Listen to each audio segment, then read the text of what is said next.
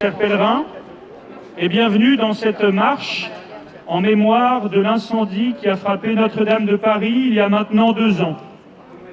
Nous partons d'ici, du sanctuaire de la rue du Bac, où est apparue la Sainte Vierge, pour aller vers la cathédrale Notre-Dame de Paris. Cette marche, nous allons la faire en bon ordre, en suivant les bannières, en suivant la statue, précédée par la statue de la Vierge Marie, et la marche sera close par la statue de Saint-Joseph. Quelques petites consignes de sécurité pour le bon déroulement de cette marche. Tout le long du cortège, vous avez des volontaires sécurité qui sont reconnaissables par leur gilet jaune. Merci de respecter leurs instructions, en particulier en ce qui concerne le code de la route, mais également et surtout en ce qui concerne le port du masque, au-dessus du nez et en dessous du menton. Vous connaissez la chanson. Voilà, essayez de conserver au maximum les distances sanitaires.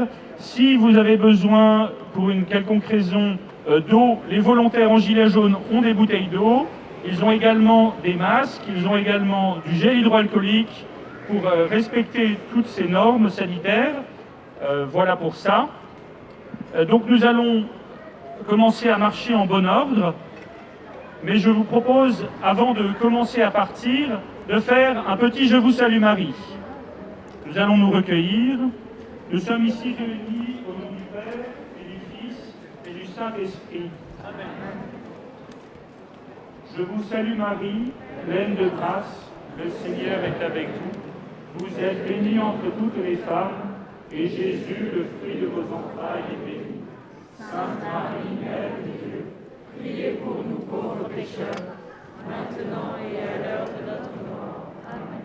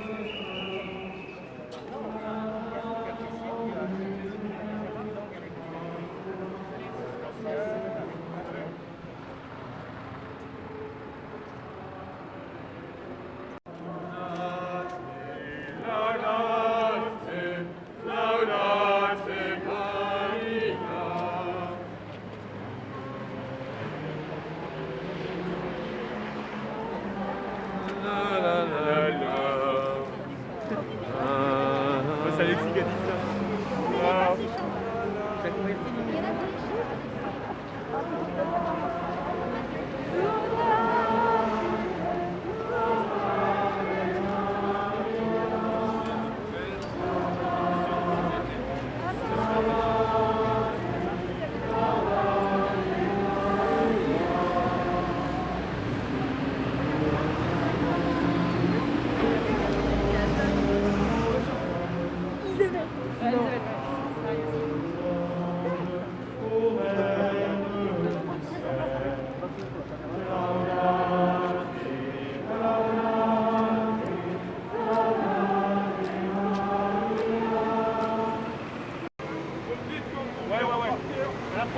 Quand c'est rouge, quand c'est rouge. Allez-y! Avancez! Avancez! Avancez! Allez tout droit! Tout droit! Tout droit! Oh! Allez! Allez!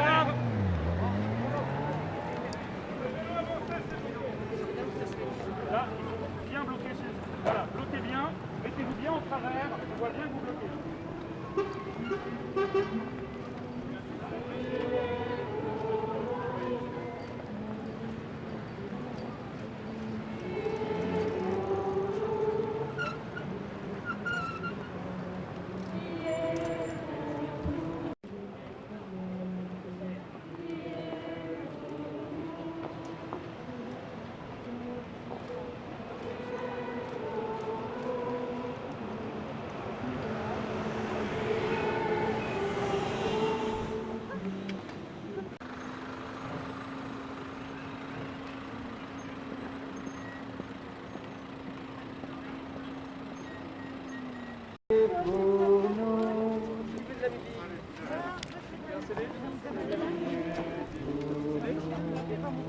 Super. Vous avez eu un petit CD.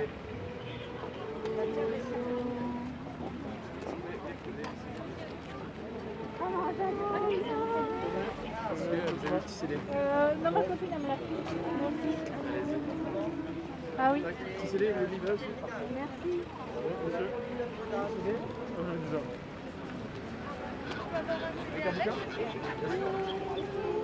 Maria?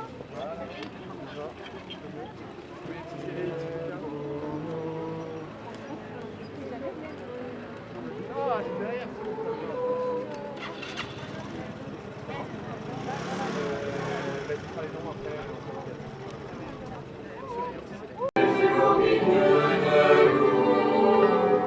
Toi qui nous invites à franchir la porte, et pardon et Dieu.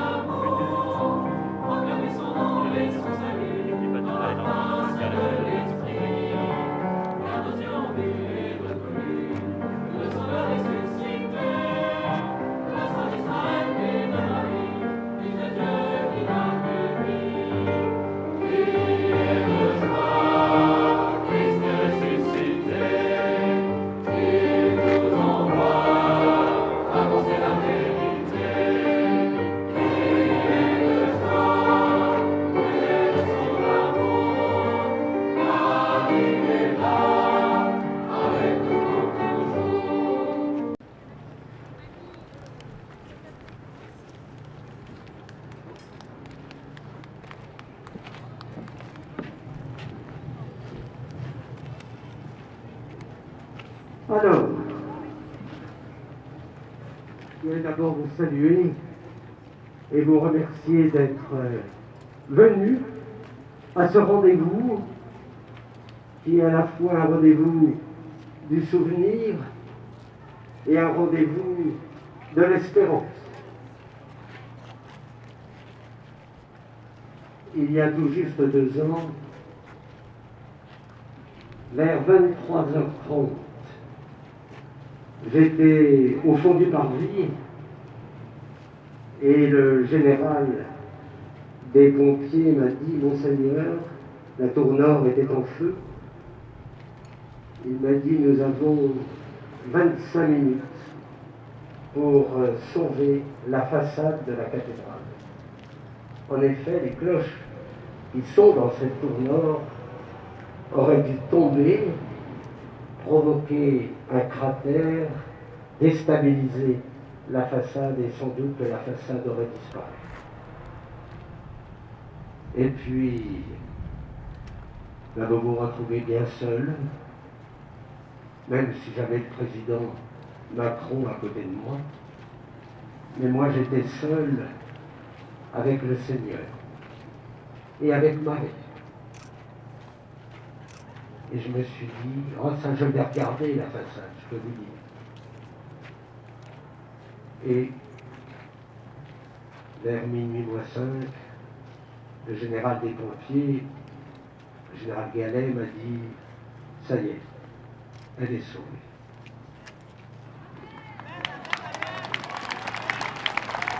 Alors, je suis entré dans cette cathédrale avec le président et son épouse. Première réflexion du président, Monseigneur, regardez, la croix est toujours là.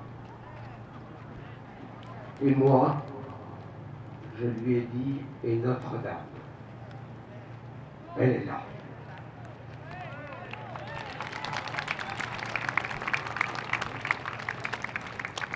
Et le lendemain, j'étais seul sur le parvis, très tôt le matin, avec quelques pompiers qui surveillaient la cathédrale. Et j'avais comme un mot bernanosien, allez Français, réveillez-vous. Et donc, les premières semaines, les premiers mois, heureusement, j'étais entouré par une bonne équipe de la cathédrale. Mais c'est vrai que c'était difficile. J'avais posé la question, oh mon Dieu, pourquoi? Et je n'ai pas eu de réponse. Et puis, quelques mois après,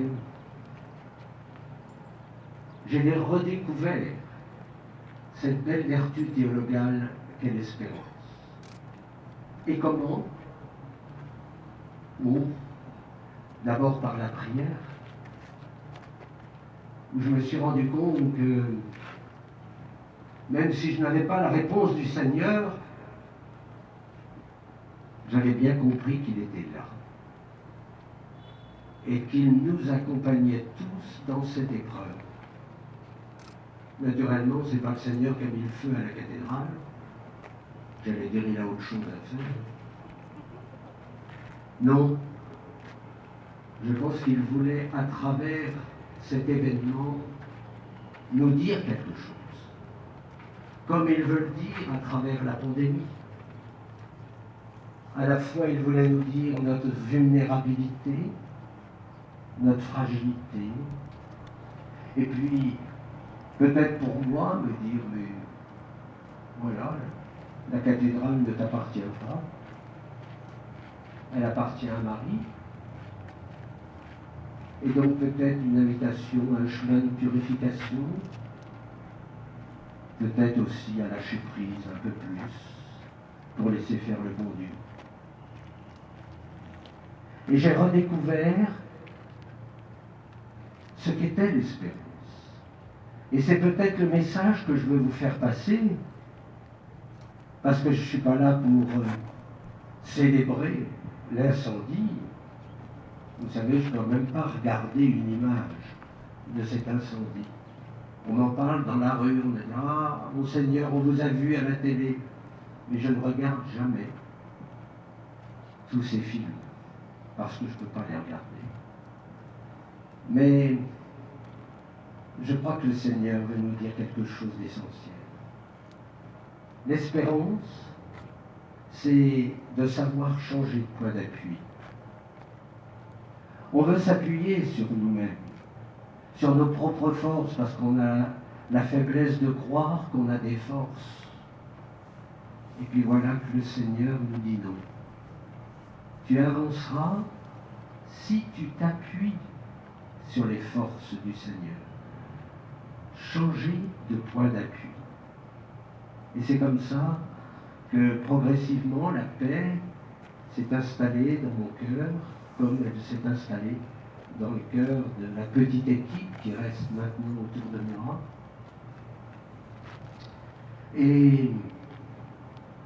nous regardons et nous travaillons l'avenir. Vous savez, le jour de l'anniversaire, nous avons visité le chantier, mais je n'ai pas attendu l'anniversaire pour visiter le chantier. Et c'est vrai que le travail qui s'est fait depuis 2 ans est fantastique. Tout simplement parce que celles et ceux qui travaillent dans ce chantier, ils y croient.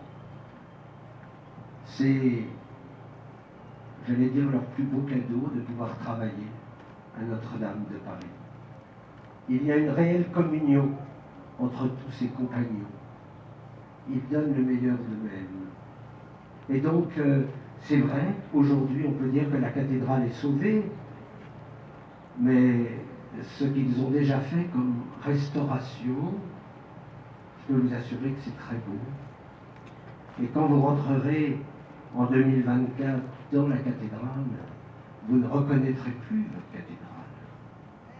Tout simplement parce qu'elle sera complètement transfigurée, illuminée.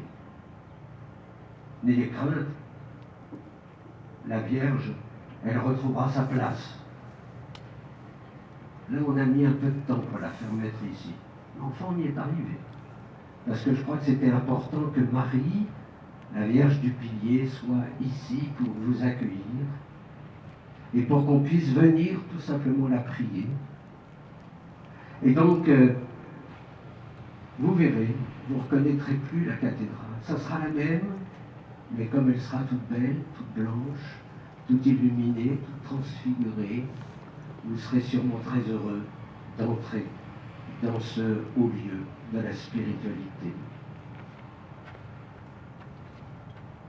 Pendant cette pandémie, on nous a parlé des magasins essentiels. Et je me suis dit, mais attendez, on en a oublié un. Ah, c'est pas un magasin, c'est une personne vivante, c'est le ressuscité. L'essentiel, c'est lui. Et donc je suis heureux que vous soyez nombreux cet après-midi, parce qu'on sauvera notre pays grâce à la prière, grâce à la foi et grâce à l'espérance.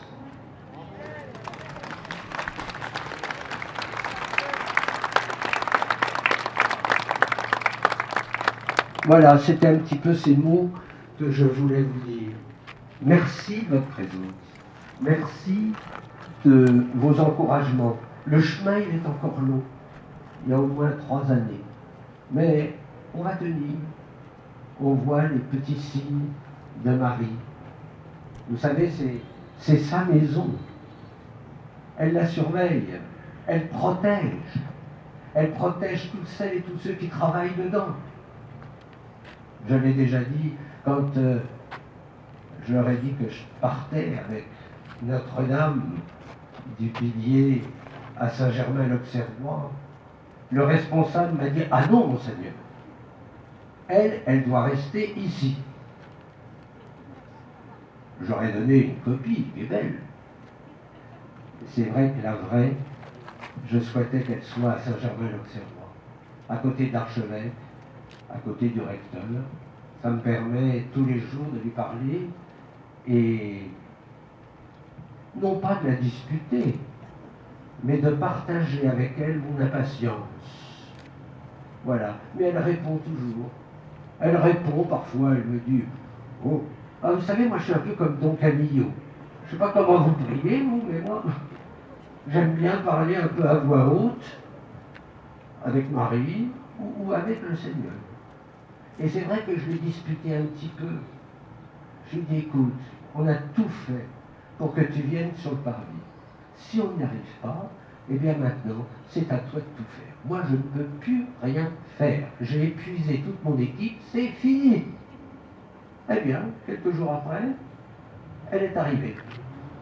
Je me suis dit, au fond, j'aurais dû m'adresser tout de suite à elle en lui disant, si tu veux, tu peux et tu fais ce que tu veux. Voilà, eh bien, elle est arrivée, elle est là. Et il faut venir la voir de temps en temps. Ça, je peux vous assurer qu'elle sera heureuse. Bon, en tout cas, Nous allons prier naturellement Notre-Dame. Je suis vraiment heureux de pouvoir dire le chapelet avec vous, heureux de pouvoir vous partager vraiment ce qui fait le tout de ma vie aujourd'hui, cette petite espérance, comme dit Peggy, qui n'a l'air de rien du tout, mais qui a transformé ma vie. Merci.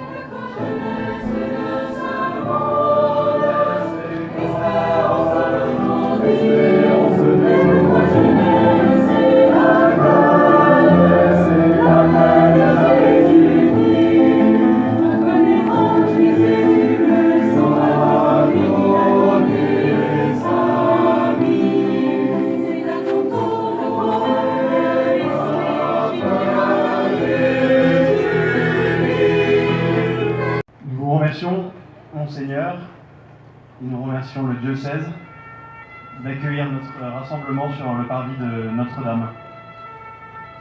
Nous voulons aussi remercier les associations, le M de Marie, la Sagesse de Cana et les membres de 5 associations qui vont porter la récitation du chapelet, l'œuvre d'Orient, l'Association pour l'Amitié, Jesuit Refugee Service, Jeanne Garnier, Marthe et Marie.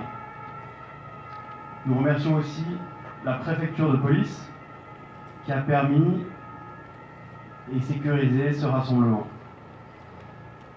Vous avez la possibilité de suivre ce temps de prière en téléchargeant le guide du pèlerin qui est disponible sur la page Facebook Marche vers Notre-Dame de Paris.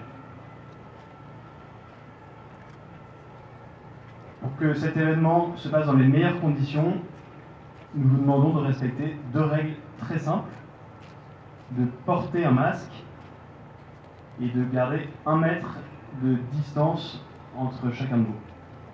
Et nous vous invitons à être exemplaires pour que ce genre de rassemblement puisse continuer d'avoir lieu à la suite de celui-ci dans le contexte actuel.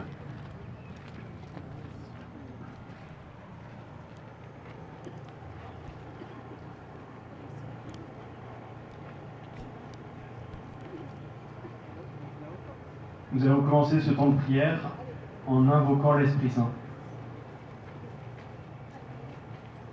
Jésus, toi qui as promis d'envoyer l'Esprit à ceux qui te prient, ô Dieu, pour porter au monde ton feu.